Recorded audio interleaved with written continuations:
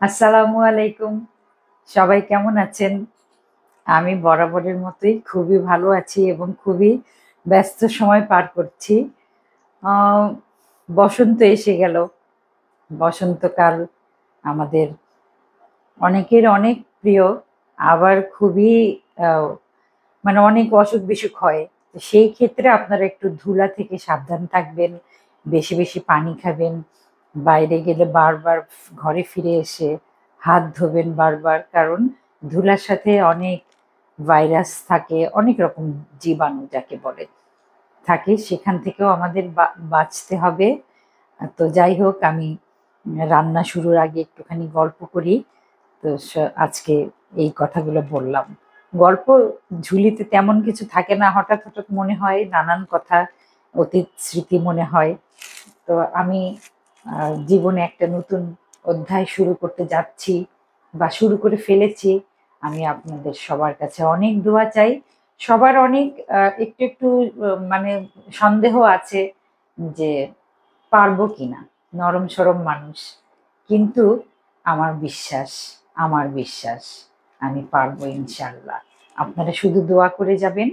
আ অবশ্যই আমি একটা দৃষ্টান্ত স্থাপন করার মতো করেই আমার কাজ শুরু করব এবং করে যাব। আপনাদের কাছ থেকে আমি দোয়া প্রার্থী। আমি আজকে যে হালুয়াটা বানাবো, একটা হালুয়া বানাবো আরকি। সেই হালুয়াটা আমি আ সুজি ভিজিয়ে সুজি ভিজিয়ে রেখে অনেকক্ষণ ভিজিয়ে রেখে তারপরে কচলিয়ে ওই সাদা স্টার্চটা বের করে তারপরে নাশেস্তার হালুয়া যেটা করে, সেটা কিন্তু এখন যেটা বুদ্ধি পেয়েছি যে সুজি ভিজানো, কচলানো, ছেঁকে নেয়া, তারপরে নিচে স্তর পড়া এগুলাতে এত ঝামেলাতে যাব না। আমি এটা কর্নফ্লাওয়ার এটা দিয়ে আমি এই হালুয়াটা বানাবো।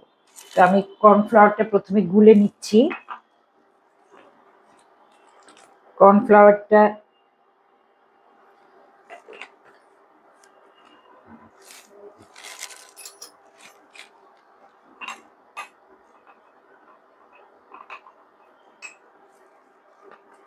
কর্নফ্লাওয়ারটা মোটামুটি পাতলাই হবে। যেহেতু আমি কোনো আর্টিফিশিয়াল রং ব্যবহার করব না, সেই ক্ষেত্রে আমি এটা রুহ আফজা দিয়ে দিচ্ছি। এটাতেই যতটুকু রং হয়।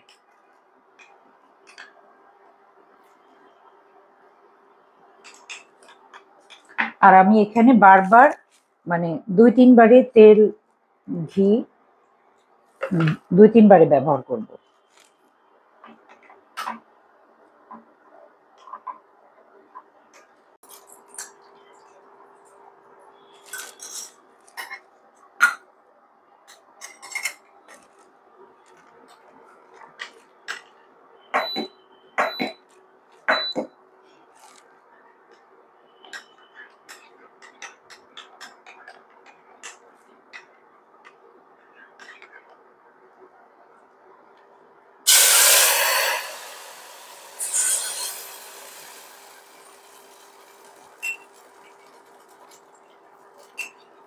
যখন দেব তখন খেয়াল করতে হবে যে কর্নফ্লাওয়ারটা যেন জমে না থাকে। তারপরে অনবরত নাড়তে থাকতে হবে এবং সেই সাথে আমি একই হাতে চিনি দিয়ে নেব।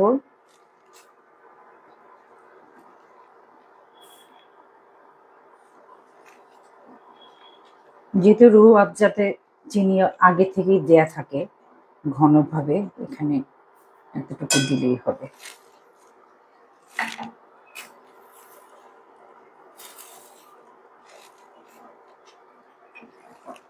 এটা কাঠবাদাম ভেজে নেয়া, ভেজে গুঁড়া করে নেয়া দিয়ে দিলাম।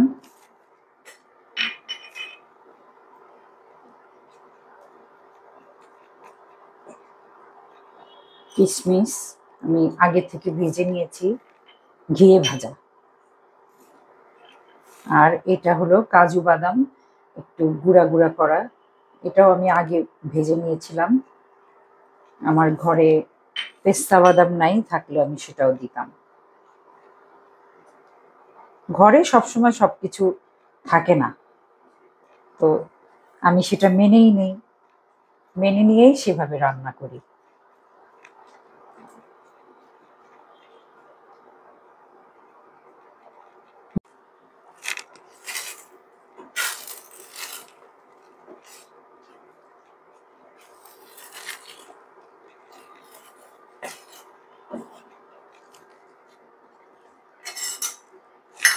একটু বারবার 2-3 বারে ঘি, আমি এখানে ঘি আর তেল একসাথে করে নিয়েছি।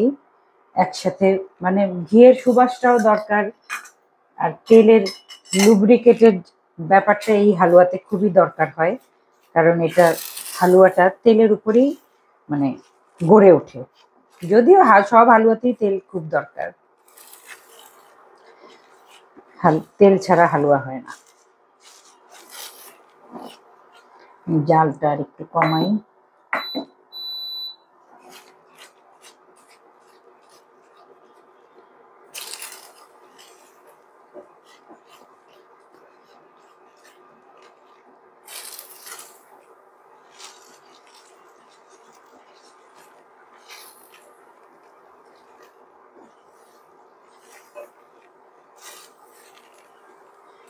প্রথমেই শুরুতেই যেটা বলেছি যে নাশিস্তার হালুয়া বা নেশাস্তার হালুয়া, আমি জানি না সঠিক নাম কোত্থেকে এলো, এই হালুয়ার নাম আমি জানি না। এটা আমাদের স্কুলের, আমাদের mother take Abdul Aziz school উচ্চ বিদ্যালয়ে আমি পড়তাম। তো একদিন শবে বরাতে আমাদের কোচিং ছিল, ক্লাস ছিল না। তো আমাদের দিলারা আপা বললেন যে বাড়ি যাবি, যা, মানে কোচিং শেষে বাড়ি যা, কিন্তু তোরা কি কিছু রাঁধতে পারিস? শবে বরাতে তো মা সবসময় হালুয়া বানায়। তো তখন উনি আমাদের আরো দু একটা কি জিনিসের সাথে এই হালুয়াটা শিখিয়ে দিলেন, যে এইভাবে এইভাবে করলে বাবা মা খেয়ে অনেক মানে স্বাদ পেলে আর তারা খুব খুশি হবেন যে আমার মেয়ে রান্না করতে শিখেছে। তো ওই তখন আমি শিখেছিলাম নাশিস্তার হালুয়া। আমার মেয়ে ফারিয়া অনেক পছন্দ করে, ওকে একদম ওই যে সুজি কচলিয়ে কচলিয়ে বানিয়ে দিতাম। এরপরে এক সময় দেখি নাশিস্তার পাউডার পাওয়া যায়।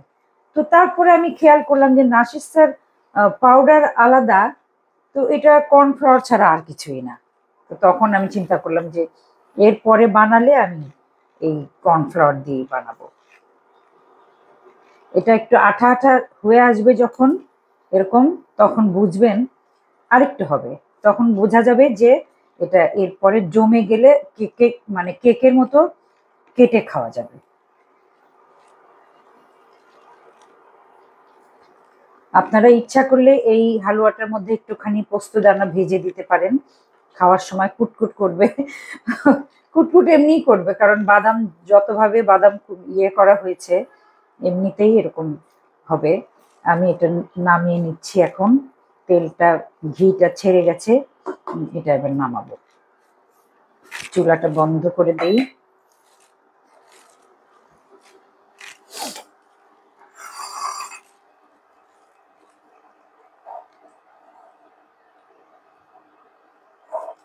বাটার পেপারে বসালে ভালো হতো, তখন মানে বাটার পেপারে উল্টিয়ে একটা সাইজ দেওয়া যেত। দরকার নেই, খাওয়া হলেই হয়। আমি তো একটু এরকমই, আমি একটু পুরান দিনের মানুষ, নতুন দিনের সাথে একটা যোগাযোগ রাখার চেষ্টা করি। তো সেই ক্ষেত্রে যারা একদম নতুন রাঁধুনি তারা অনেক কিছু ব্যবহার করে, অনেক ব্রাশ, অনেক স্প্যাচুলা, অনেক ইলেকট্রিক ওভেন, অনেক কিছু। তাদের থেকে আমি একটুখানি পিছিয়ে পড়া মানুষ, তাতে কোনো অসুবিধা নাই, খাবারের স্বাদ ঠিক মতো হলেই হলো, আমি মনে করি। এই যে আমার হয়ে গেল ফাঁকিবাজি নাশিস্তার হালুয়া কর্নফ্লাওয়ার দিয়ে।